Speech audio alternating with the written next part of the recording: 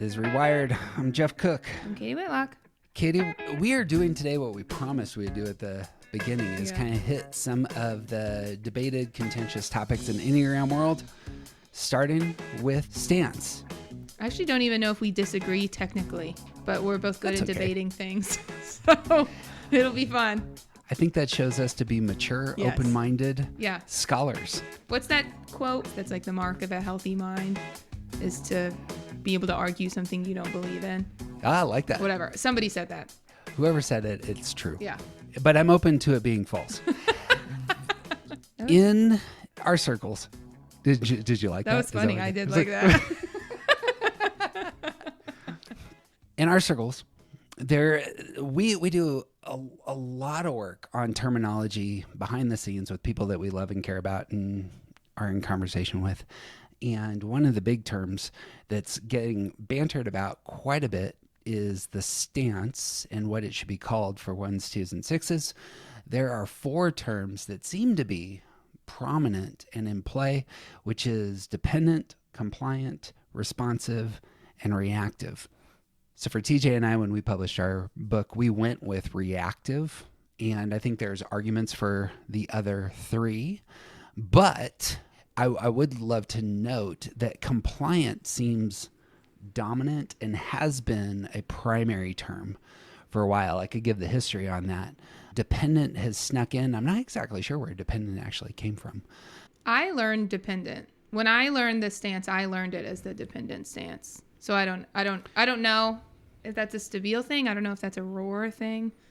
The logic is going to be there for all of these types. You want to pitch how you come to this? I think I brought this up. Did I bring this up as a topic to talk about to you? You did. Because, like I just said, I learned it as dependent. And then, surprise, surprise, Joey Shuey, hello, says that when she teaches it in corporate, you can't call people dependent because they don't like it. So what she says is responsive. And so I just want to talk about what we think. Like if we do think responsive is a better word, or like Jeff said, he and TJ say reactive. What's the difference between responsive and reactive?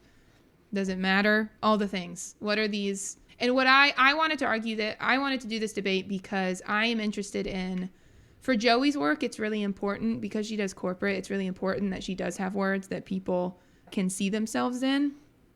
Yeah. But for me, I don't do corporate, so I don't think that's as important. I would like a word that describes what's actually happening, even if it hurts your feelings, kind of, right? Like if you are being compliant and you just don't like being told that you're compliant, well, too bad, right? Because that's what we're going to call it. So I wanted to have a debate about what we actually think is going on in, now I call it the responsive stance, but in the responsive stance, what do we think is actually happening, and what word do we think actually fits those things best? Bang.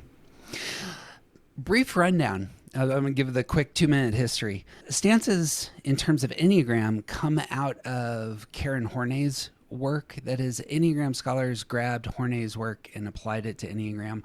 Horney was a disciple of Freud. She identified a pattern for each of the stances, the moving towards, moving against, moving away from. And that was a big idea for her in terms of how human beings function. Enneagram folks grabbed those, applied them to 3 sets of triads, and that's where stances really emerged. Riso and Hudson ended up building on that, I know, in Wisdom of the Enneagram. And when talking about ones, twos, and sixes in particular, they want to use phrases like others directed, or seeking to meet expectations, or aligning themselves with norms and authorities. That attention to what's required by others is big for Riso and Hudson, and that brings up the image of dependence, and it brings up the image of compliance, and that's where those phrases really begin to take some anchor. Helen Palmer's work pushes into orientation towards the expectations of others. That's building on Riso and Hudson in part, but she comes from a different school, and there is language in Palmer that goes towards something like attuning oneself to the demands of something. Ones, twos, and sixes, Palmer wants to argue, need feedback. And that comes out of that thinking repression. that feedback is essential for ones, twos, and sixes as they are in the world in order to secure their sense of self. A lot of the external reference comes in that space of ones and twos and sixes externally referencing. That is, they're reacting. Well, I can't use that word yet. They are You can say that seeking neutrally. to get feedback in that space. Chestnut in her work is going to be a little bit more blow open ones, twos, and sixes and show the distinctions. With Chestnut's work, she wants to say that ones are super ego driven and that they are outsourcing judgment to their inner critic. And so the dependence or compliance comes in that space. And Riso and Hudson do this as well. But the idea that the superego is what the one is being compliant to or dependent on for their sense of self, that's the big idea. For twos, it would be something like outsourcing, their value to the relational approval of others. They're others aware and dependent on others' response to them and what they do in the world. And for sixes, it's much more of an authority-oriented, outsourcing their certainty to the group. Their thinking, if you will. Correct. To push back further, the narrative tradition, Naranjo and the rest, they also want to have more of an object relation interpretation of this. So for that school, ones are dependent on some sort of ideal. Twos are dependent on others' needs and affection. Sixes are dependent on some sort of external authority or structure. All of these end up, it's going to overlap, and I'm sure we'll talk about this, with the idea of the external reference point. So with that in mind, the term of what do you call these types? What's the primary? Are they dependent? Are they compliant? Are they responsive? Are they reactive? That's the question at hand. So ends my little history lesson on Enneagram as far as I can tell. What are your thoughts there? I don't know if this connects directly to what you were saying, but just before we recorded this, I had a conversation with a bunch of 1, 2s, and 6s. And something that came up was that I want, if you're a 1, 2, or 6 listening to this, I want you to carry with you. Not all parts of you are responsive. I'm going to keep using the word responsive, but are responsive, right? So if you're a 2, I have a lot of 2s tell me, well, I'm really independent, right? I do things by myself a lot. So I'm not saying every single part of your personality is responsive, but if you are a 2, what you represent to me is responsive feeling. So I'm talking about your feeling is very responsive. If you're a 6, your thinking is going to be very responsive. And if you're a 1, it's going to be your doing, right? So I guess going forward, I want to make it clear we're talking about this very core part of you, right? But that's not to say that you can't be independent or that you can't be an introvert or that you can't do kind of all these other things. I'm just talking about this very specific part of how you're hardwired is hardwired to be responsive, right? Or whatever we're going to call it. Going down that road of overlapping 1s, 2s, and 6s, their centers, feeling, doing, thinking, with these terms, would the idea that 2s are compliant feelers work? Or dependent feelers? Right. Would that be an adequate description of a 2? Do you think we should give our definitions of responsive, compliant, and dependent first? Sure. I feel like I want to give. Yeah, what do you see as the differences there? You're going to have to do the reactive one because I don't have reactive definition. That's fine. So I would defend responsive or reactive as the best terms. Yeah. I guess we can just say that right away. I actually agree.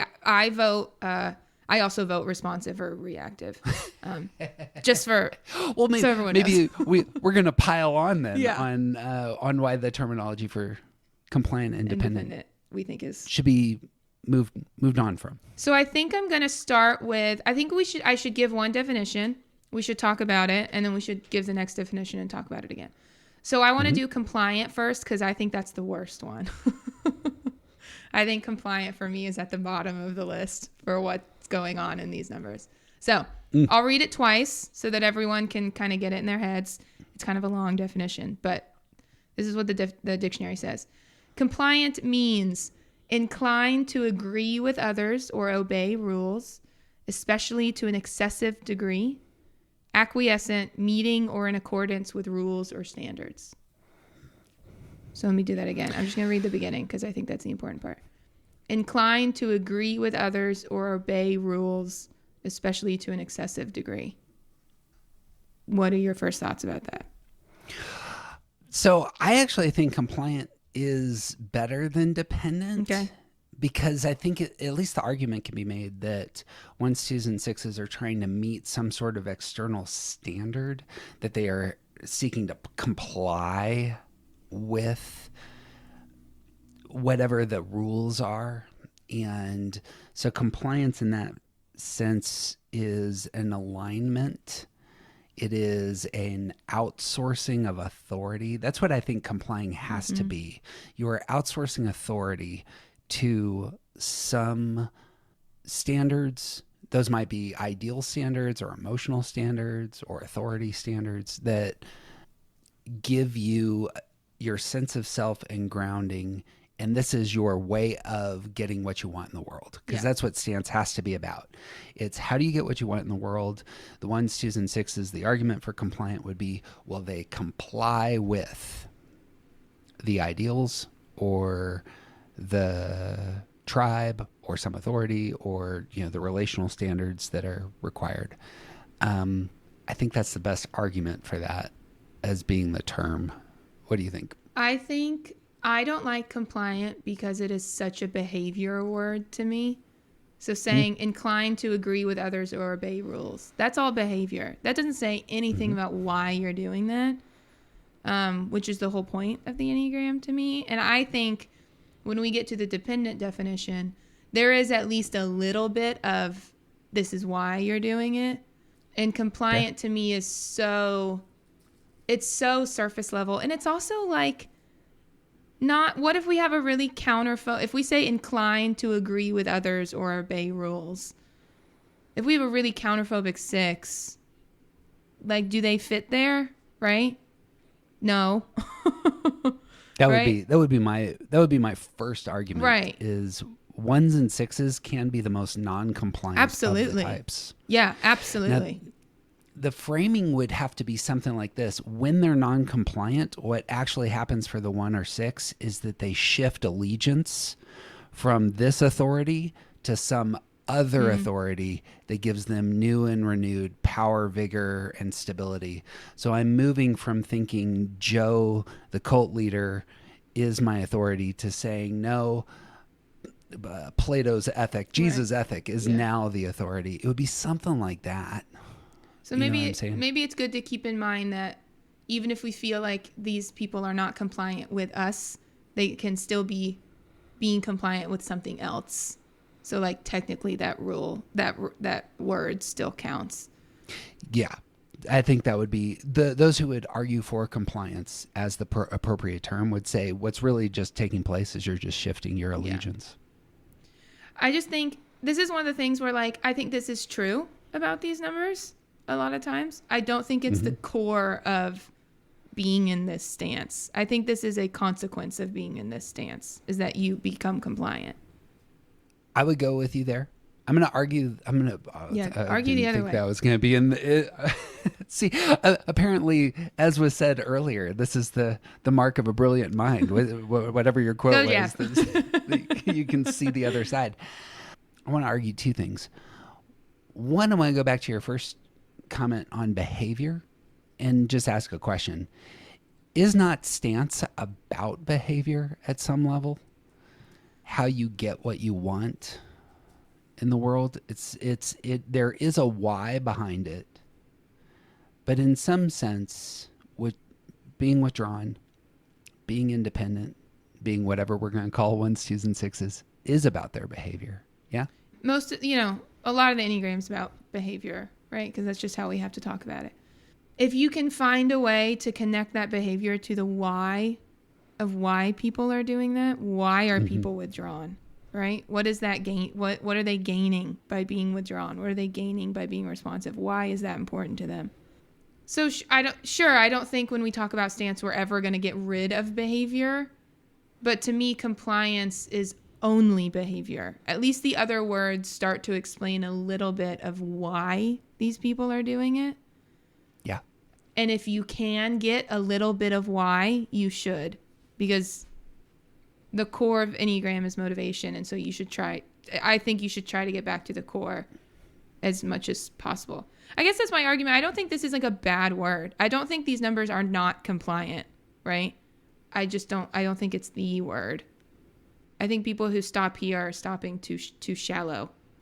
I wonder if there's not some stereotyping going on here, that it, as you were saying, it's about behavior, and we're trying to say, look, the 1s, 2s, and 6s just routinely look as though this is what's going on, without really looking towards the why. So my primary argument against compliance would be that, for me as a 1, I need internal stability, and I find it with a mind towards value judgments.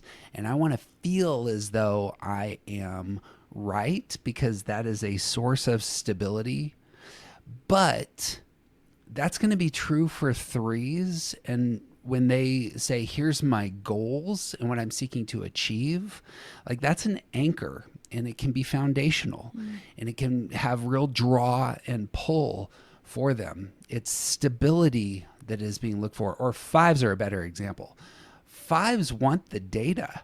They're not compliant on the data, are they? Mm-mm. It's something different. It's that they're seeking stability in the same ways that 1s are seeking stability, where the 5 says, I'm going to find stability by understanding the facts and bending my will towards aligning with the facts. So too, the 1 is saying, I want to know what's right and most valuable, most beautiful, most praiseworthy, the objects that I ought to pursue. And that's going to be the source of my stability, alignment, and sense of self. But you'll notice if you go down that road, 5s aren't compliant. No, yeah. But they are compliant. Yeah. Yeah. So we have to pick one. We have to pick a lane. I think that's a really good point, because here's the thing. Whatever ideal word we come up with at the end of this, in a perfect world, to me, it would so accurately describe 1, 2s, and 6s, and it would not apply at all to the other 6 numbers. In the real world, probably it will apply a little bit, whatever. But that's exactly right. In my perfect world, one of these words would apply so well for 1, 2s, and 6s, and really, really break down when you look at the other numbers, right? And compliance does not break down. 9s are compliant. 9s are absolutely inclined to agree with others, right?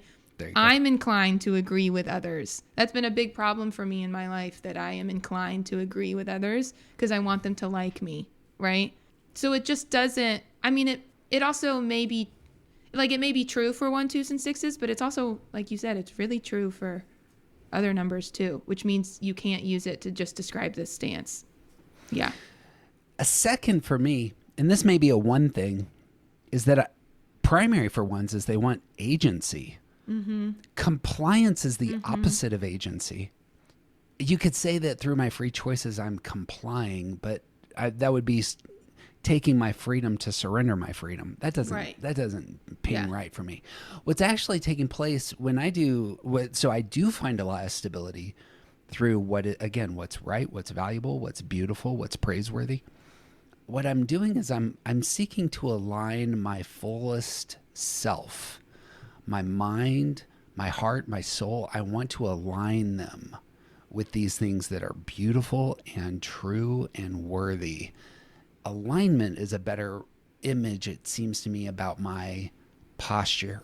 So I'm not complying with what's beautiful. I'm aligning with what's beautiful. I'm seeking to embrace what's beautiful. Yeah. I am, in theory, responding to what's beautiful. And so I want to be right. Right. And I'm open to being wrong. But I'm choosing where to put myself. Yeah. But again, and it's because I value agency. And so that would be a reason to think that, at least for 1s, they're not compliant. Yeah. And if 1s aren't compliant, then the whole term doesn't work. Right. It has to apply to all three. It has to apply to all three, is correct. So. All right. Do you have anything else to say you're about convinced? compliant? I don't like compliant. I think it sucks. Well, what strikes you as valuable in the term dependent for these three? So this is where my science degree is really going to come out. Because I really don't think that dependent is wrong. Like, I think compliant parts of it are wrong. I really don't think dependent is wrong. Here's the definition of dependent for anyone listening. Contingent on or determined by, requiring someone or something for financial, emotional, or other support. Mm-hmm. Again, contingent on or determined by is the big thing for me there. So my science brain, there's dependent variables and there's independent variables, right? A dependent variable changes when something else changes. So if something in the environment changes, the dependent variable will look different, which I think absolutely happens in 1, 2s, and 6s. It depends on what it is in the environment you are dependent on. This is where I bring up the centers. 2s are attuned to the feelings in the environment. 6s are attuned to the thinking, and 1s are attuned to what needs to be done, right? But if that changes, you change. You don't have the option to not react to it, right? And so I do, in the purely like scientific version of that word, I actually do think that is pretty good. I think that is describing what's going on. So as I'm actually kind of talking myself back into dependent now. Anyway, what do you think about that?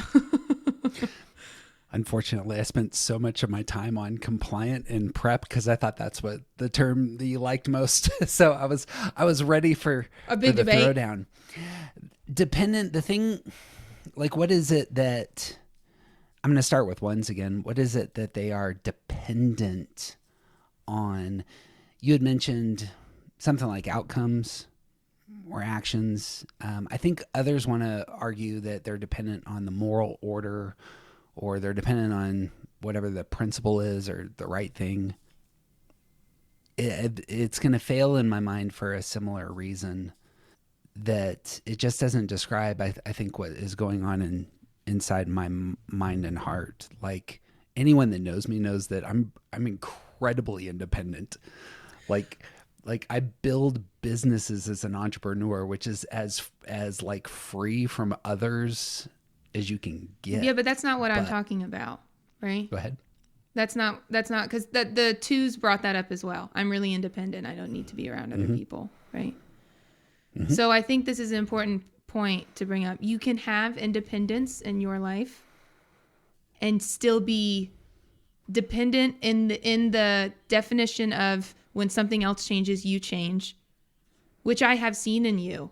Like, when I bring up a topic and it's not what you were ready for or you want to talk about, like, you'll talk about what I want to talk about, right? Or if I bring up a really good point that's going to change, a program that we're building, you respond to that, right? You immediately have changed your direction of where you're going to incorporate this new thing that needs to be thought about, right? Feels like that's me being responsive, because, as it were, if you brought up a terrible idea, I'm not going with you. I'm not dependent on this. I'm not dependent on your thinking and your trajectory, as it were. You're not dependent on my thinking anyway. That's not what I'm saying. I think you're dependent on what you feel like needs to be done. If you feel like something needs to be done, do you really have the option to not do it? Are you really going to ever not do it? Who doesn't have that, though? Everyone else. Like, something needs to get done and you're just like, yeah, that's not my job. I don't care what needs to get done. Yeah, I don't care. That's what I'm saying. That's the dependent part. I think you are more dependent than you think you are on this thing specifically. Dependent on what needs to be done. Yeah, for you as a 1. On this front, let me elevate the idea as best I can. Yeah. This would be dependent action, or dependent. My intuitions are dependent on targets. I think so. Just twofold. 1, I don't think it's a mistake to say, look, this term exposes something that needs to get named, you're not even aware of how dependent you are. I think that that's valuable. So if you were to circle back and say what you just said, I'm dependent. What am I dependent on? I'm dependent on the outcomes. Change when you see something needs to be done, even if it wasn't in your original plan. You change the plan to be able to do that thing. Did you teach me this metaphor? Perfection is like an ice sculpture. Have you heard that when it comes to ones? Mm-mm. So ones are chasing perfection, but perfection is like an ice sculpture. As soon as the environment changes, it melts.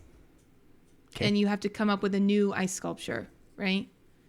So your idea of what you want to do only works in this specific environment. As soon as something changes, you need to change your plan, because what's going to be a perfect plan in this new environment is different. I'm still not describing that very well. No, I hear what you're saying. Do you see? I think you are actually describing how, at least I feel like I come to the world, that I have ideas, I have ideals. Sometimes they are exposed to be insufficient, and I'm challenged to reconsider those ideals, or my trajectory. And you're willing. Like, I want to say, I think this is one of the best things about these numbers, right? To be obligated towards something other than yourself like that, right? Yeah. So think about what's the most annoying thing about 3, 7, and 8s, right? It's that they can be, the rest of us can see, well, I'm a 3, but the rest of us can see that they're wrong, and they don't, because they just have a plan and they're not frickin' changing it for anything, even if it doesn't work anymore, right? Right. That's what I'm saying. You don't do that, and that's good, right? When something changes, you change to better do the thing. I suppose the reason that I would push back is, I don't know, in this scenario, what am I dependent on? Like, you named it as action, but like, what am I dependent on? So I think the problem here is that there's 2 different definitions of dependent, I think. And I think I'm operating off of one and you're operating off of another. Okay, yeah. To me, it's a very cause and effect thing. To me, dependent in my mind brings up cause and effect. Something out in the environment changes and you respond to it, right? Again, respond.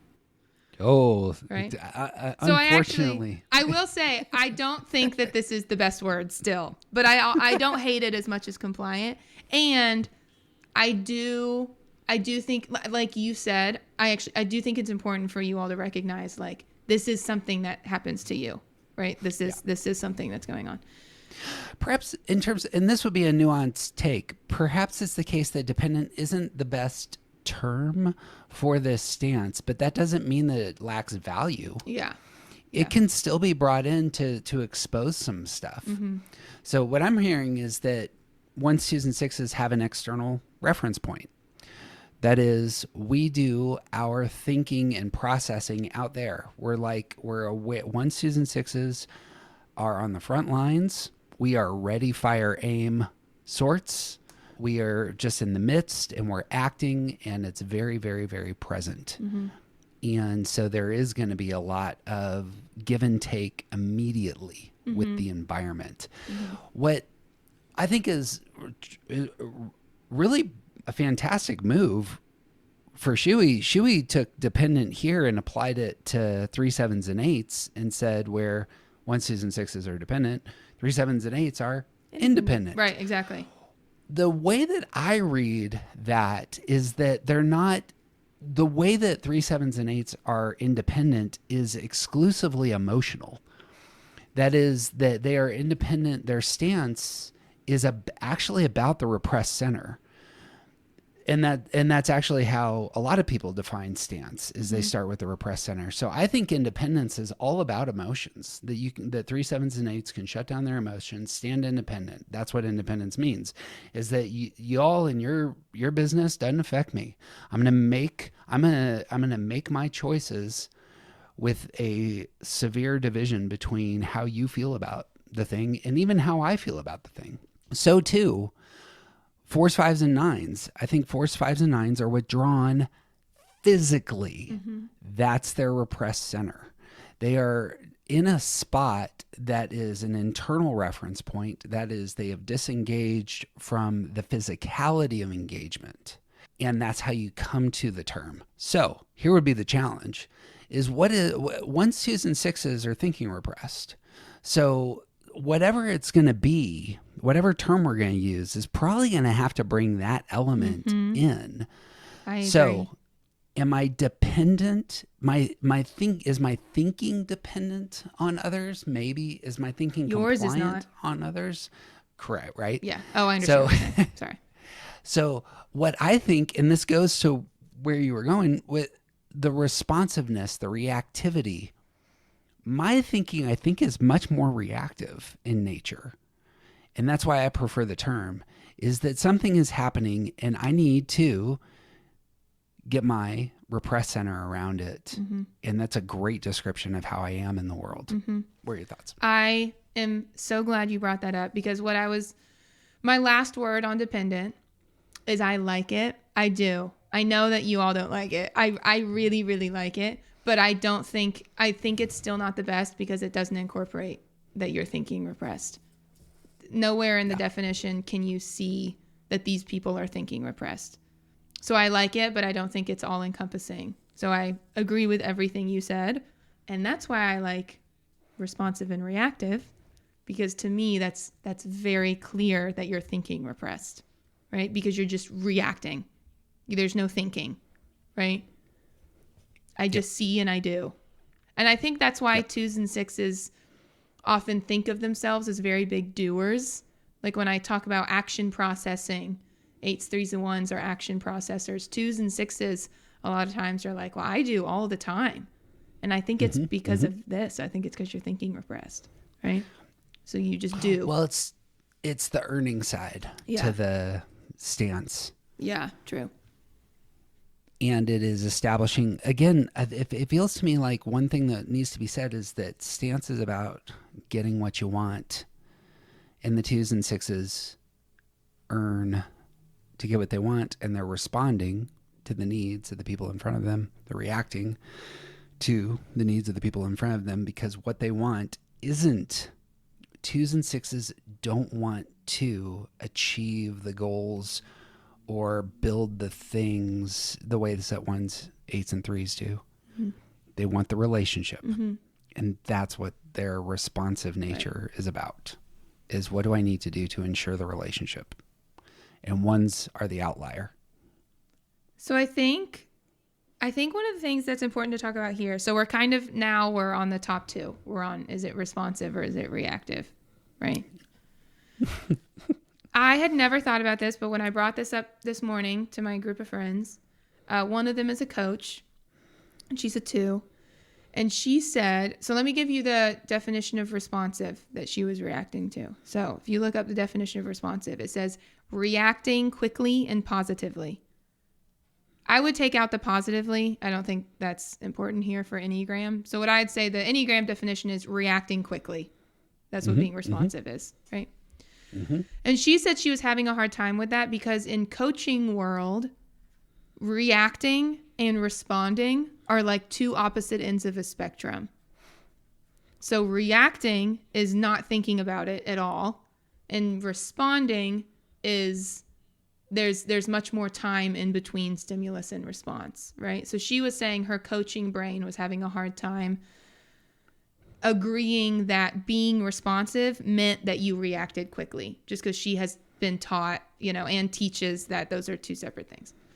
I guess I wanted to set that up to hear what you think about it. And I think to me, that's the difference in how I am going to argue whether these numbers should be called reactive or responsive. Yep. What do you think about that? So I might be speaking out both sides of my mouth here. Responsive feels like it's more mature and that it's done work on the repressed center. Yeah. And that would move away from, I suppose, the way that I would want to characterize the stances in terms of the terminology by really pushing into the repressed center. Mm-hmm. So if somebody is responsive, it does feel like they're, as you're saying, they are doing business fully with what's out there and not being knee-jerk about it. Yeah. I think it's real helpful here for the 1s, 2s, and 6s to know that they're knee-jerk, that thinking is last, that intuitions and feelings are forefront. And because thinking is last, the reactivity is a better description. Mm-hmm. Oh, I'm going to convince myself. I was About so ready reactive?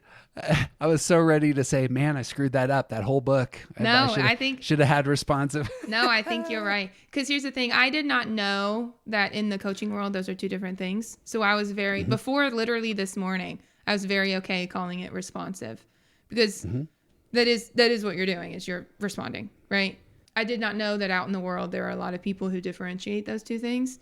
And I absolutely agree with you. One of the things that always shocks the 1, 2s, and 6s, especially the 2s for some reason, is learning that you are knee-jerk people. You are. Yeah. Right? Yeah. It's the present orientation. Right. It's the present orientation, and it's the thinking repression. And it's, I've had ones shocked to learn that. And then we have to talk about the difference between, what's the difference between being methodical, which you are, and logical, which you are not, right?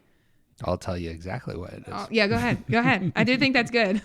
Well, it's not like 1s, 2s, and 6s don't know that they're reactive, Yeah. and that it gets them into trouble. Yeah. So how do you move if you're thinking repressed? How do you navigate the world? Notice this is where the rules and expectations and principles come in. If I just lean into those when I'm on the front lines, then I have the ability to overcome my basic urges. So I'm taught that I should turn the other cheek when somebody strikes me. That is a rule and a principle. And if I have that in hand and in heart, and I've internalized it, when somebody hits me in the face, I don't just respond with violence. I have already done the business of internalizing a principle that says this is a better way. And that allows me to overcome the momentary. Now, that's not productive thinking. Mm-hmm. It's different. Yeah, it's relying on something else. It's outsourcing. Yeah. Yeah. And the alignment comes into place here for me. I have aligned myself as best I can with what I think is beautiful, valuable, will lead to the best possible life and happiness. Because I know when life comes at me, I'm going to make really bad decisions unless I do. Yeah. This is fascinating.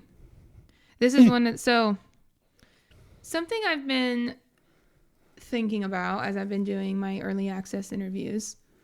I think every number has a contradiction in them, right? They'll say one thing about themselves, and then they'll say another thing, or they'll act a different way. Sure.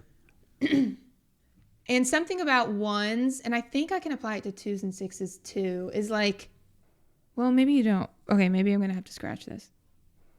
Float it. So what I was going to say is that 1s, they talk like they know what's right, but then they don't, right? Like, you're telling me I don't know. Like, I literally don't know. I have to find it somewhere else, right? But I think people experience 1s as people who know what's right. Right.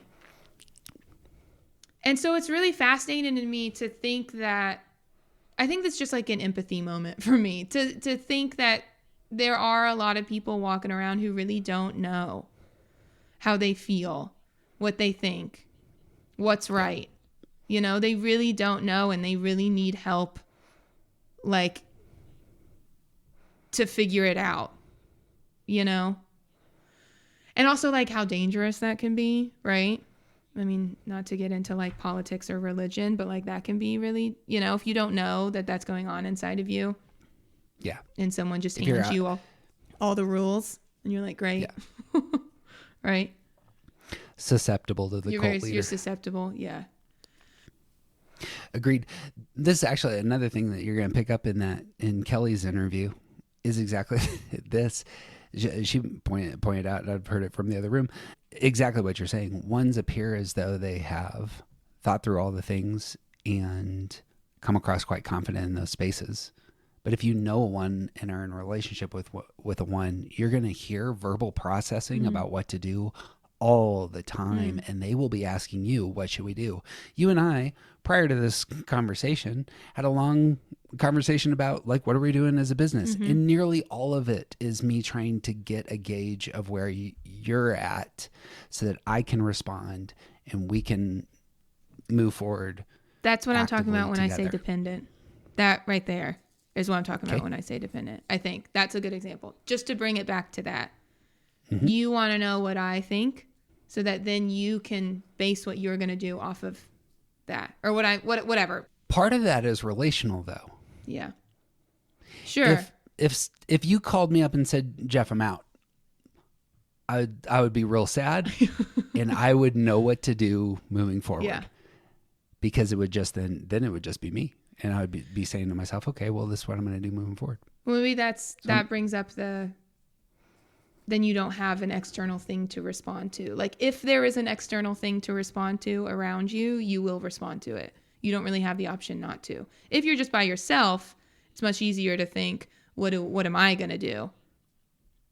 But if I really wanted to do something and you're like, sure, that sounds like a good idea. Do you think it would be easy for you to say still, but I don't want to do it, so we're just not going to?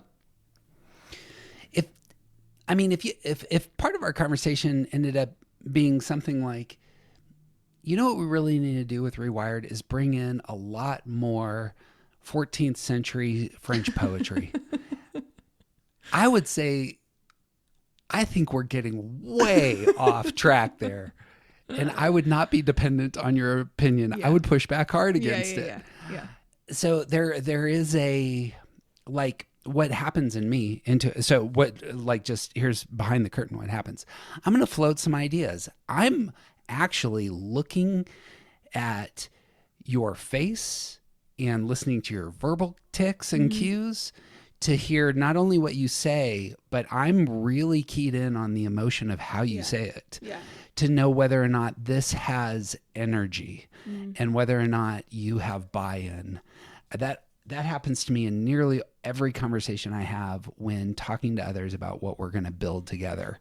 You might commit to something, but unless I hear it in your voice that you are in, I'll probably back off a little bit. Dependence kind of comes in there.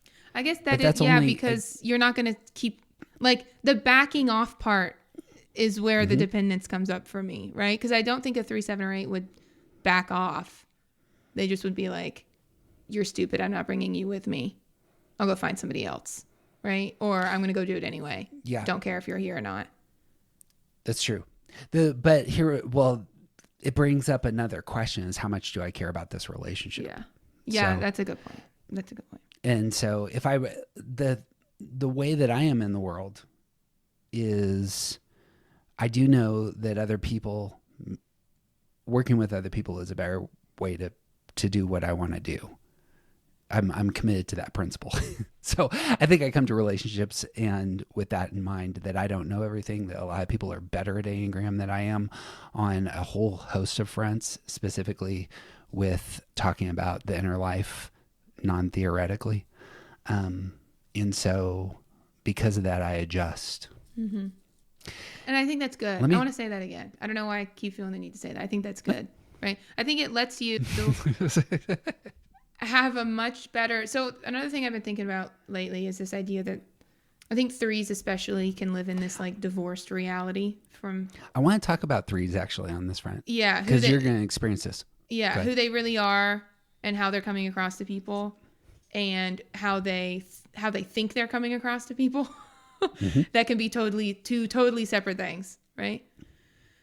And I don't think that happens to 1s. I think you have a better understanding of how you're actually coming across because you are focused on it. You're focused in this external, and you're, like, willing to change. I don't know. Go ahead. What were you going to say? Say the claim about You don't feel like you understand how you're coming across? No, I think really unhealthy 3. Mm-hmm. I think really unhealthy 3s live in a divorced reality, and they think that people think of them in a much different way than how people actually think of them. I see what you're saying. What I'm saying, right? You're correct, by the way. They have, yeah. Darn it. They which is, I think, why it's so hard for 3s to get into the Enneagram, because it's admitting that other people haven't viewed you like this the entire time, right? But I think part of that is because we're not dependent or responsive people, right? Like we're not actually, everyone talks about 3s checking in with people and doing all and like that is true, but there's something missing, because how can we live in this total delusion of a world and also like be checking in with people all the time and like making sure that, you know? That's what I was going to ask you. It feels like 3s by themselves will have to do a self-assessment of their value by themselves. Mm-hmm. There's nobody else there. But if you add another person, do 3s then become, quote unquote, dependent on the opinions of others for their sense of self and value? So, yes. I think the difference is that I feel like I have some sense of control over how people respond to me. Mm-hmm. I'm going to really verbally process this, and it's not going to sound very good. I'm going to compare myself to a 2 because we're in the feeling triad, right? Mm-hmm. The difference that I see is that 2s accept your feelings as they are, and they respond to that. I note what your feeling is right now, and then I think that I can change it. I think that I can do something to make you feel a different way. Yeah. 2s, I think, want to make you feel better, but that's not really what I'm talking about. Like 2s, I don't see 2s believing that they have control over your emotions. And on some base level, I feel like I have control over your emotions. And I'm going to use your emotions to get what I want, which is the independent part. Yeah. You know, so I guess I am dependent on the feelings, but there is, again, it's like the agency thing. Like, dependent to me, I am dependent, but I can change them to be what I want, right? So then it's not really a big deal that I'm dependent on them because they're what I want anyway, so it's okay. I would want to make the argument, if I was being really aggressive with my argument, I would want to say something like, notice, the argument here is about behavior. The argument is 3s can, in behavior, have leverage in such a way as to manipulate other people's emotions to their will, but internally have not gotten away from being dependent on the opinions of others for their sense of self and value. And that's why dependent doesn't work, because I can apply it to other types, and it is absolutely true of the core foundational matter at hand. Mm-hmm. They are not responsive, though, or reactive. Mm-hmm. But they are dependent, and that's why it fails. Mm-hmm. Do you think we're not reactive? Like if I notice someone doesn't like me. 3s can blow past other people's opinions. Yeah. I think this is also a good time to bring up. Just because you can be reactive doesn't mean you are reactive all the time. Correct, yeah. And I do 1, 2s, and 6s, until you do some work, you're basically reactive all the time, I think. Do you think that's true? I think that's correct. So the reactive in the sense that reacting quickly. I mean, it's only when I have this would align perfectly with Enneagram theory. It's only when I have my motive locked down that I can be independent. Mm-hmm. When I have my motive locked down, I can move into 7 space. If I'm getting what I want, if I have earned the agency and autonomy desired, of course I can move independently. Mm-hmm. But if I don't have agency, that will be primary for me in that moment. I think that 3s, let me make the argument, 3s are going to take hold of the attention they desire. Yeah. Yeah. And that means that if you have a bad opinion of them, they're not reacting to you. You don't matter. I'm going to take hold of the attention I want. Well, I don't know. It depends on who you are. If you're a person with authority, I do care. If you're someone I don't value, if you are a person that I do not value, then I don't care. If it's the case that okay, let's go down this path. I haven't thought through this. So say it's the case you care about somebody's opinion and they give you a very negative assessment. My intuition is to say that the 3 immediately spins.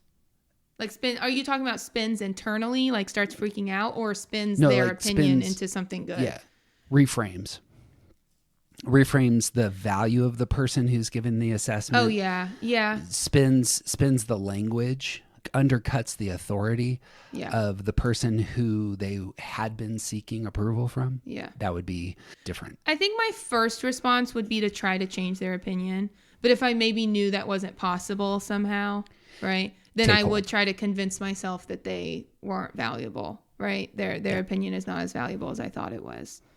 But I think I do think my first reaction would be, how do I get you back on my side? Like, I want you back on my side. So the language that I used in the book was that 3, 7s, and 8s take hold of what they want, where 1s, 2s, and 6s earn. That's not really what's going there with the 3.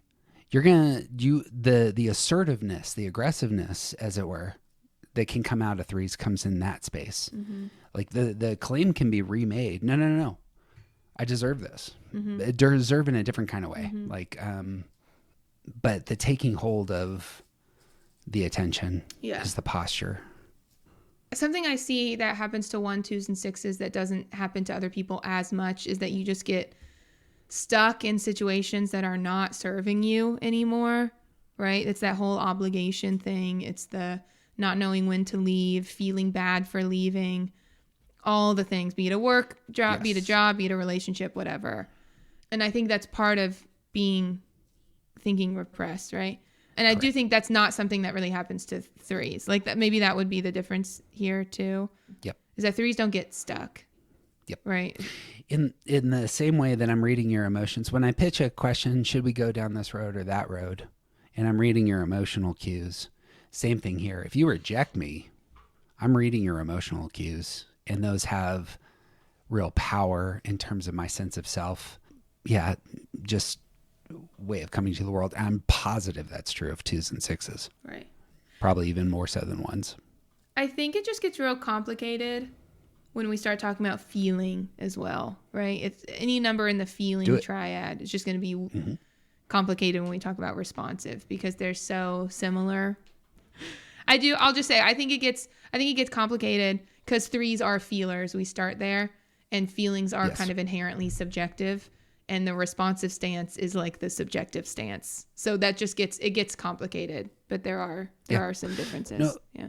I mean, our language for the 3s is TJ's language. They take the world in through the feeling center, but they don't engage the world through the feeling center.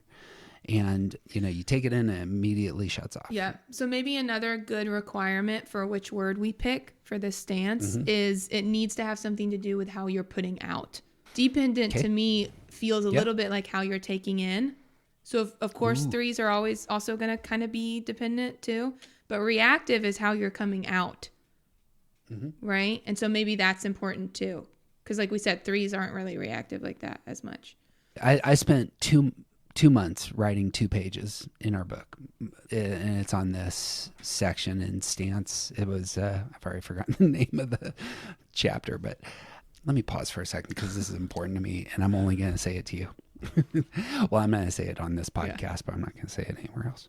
But this was one of the things that was truly important to me. So behind the curtain, it's page 112 and 113. It's in chapter 4, and it's a section I called the perch. And it was stuff that I had learned from Joey that I wanted to frame in such a way that it worked in our system. But I spent forever on this idea she uses the term reference point. I much prefer something like a vantage point. Like, where are you doing the work? Where are you thinking through the things? And so what I used was the image of a general, like somebody in a battle. There are some people who take the information from the front lines and they go into a tent somewhere and they do business with it internally, like in that space. And there are some people who are way distant from all the carnage, all the bloodshed. They're not experiencing any of the emotions that are on the battlefield. They're just making decisive decisions about what ought to happen very strategically from way over there. They're independent from it all.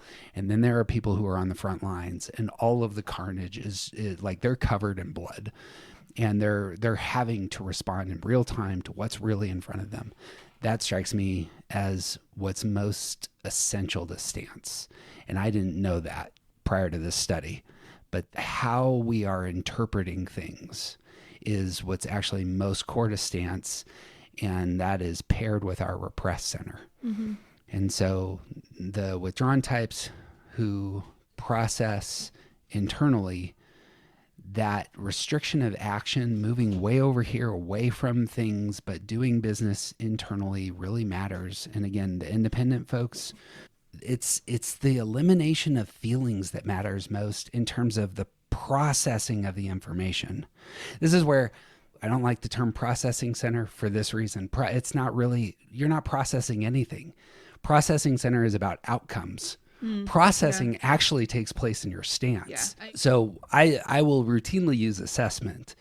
I think that's what's actually taking place with what has been termed processing center. It's you process with your stance. Yeah. Should we do a wrap up? We should. Okay.